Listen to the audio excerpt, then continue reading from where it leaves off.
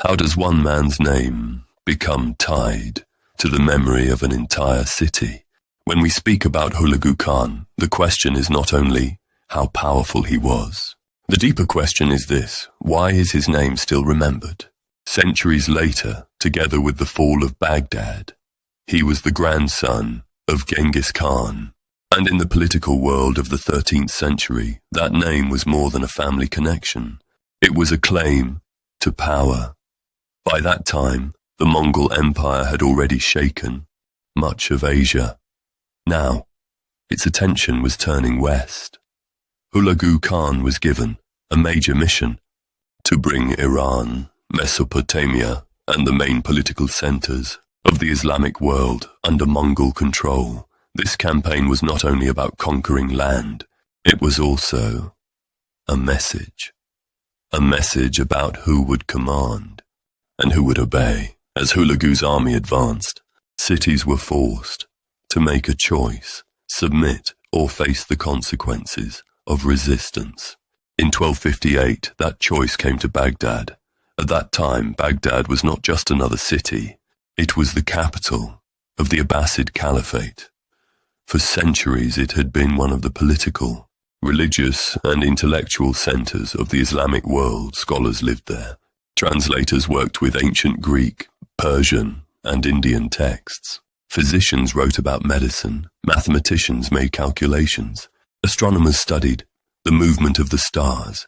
Its libraries held thousands of manuscripts. Baghdad was not only built from walls, gates, and palaces. It was a symbol of a world built on knowledge. But to Hulagu Khan, Baghdad's reputation was not the main issue. What mattered to him was submission. He demanded that Caliph al-Mustasim surrender.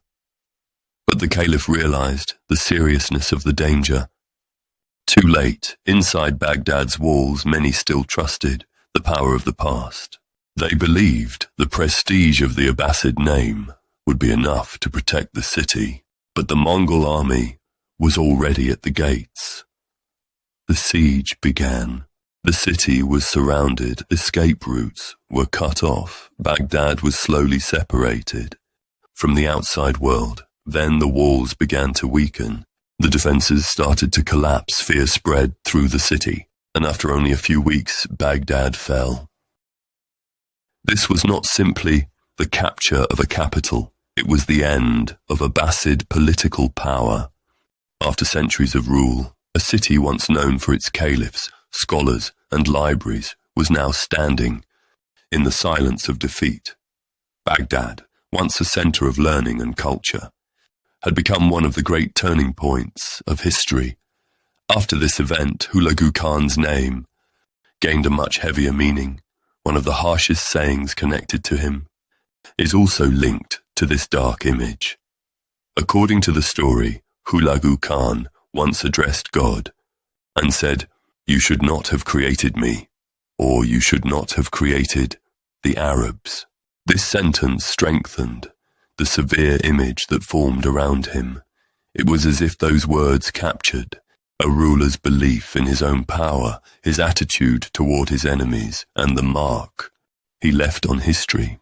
Later, Hulagu Khan founded the Ilkhanate under his rule.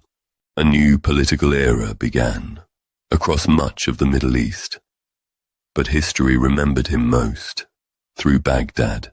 Because some events are not remembered only as victories, they leave deep marks. In the memory of a civilization, the fall of Baghdad was one of those events. When the name Hulagu Khan is mentioned, people do not remember only a Mongol army. They remember fallen palaces, silent centers of knowledge, a broken political order, and the dark closing of an age.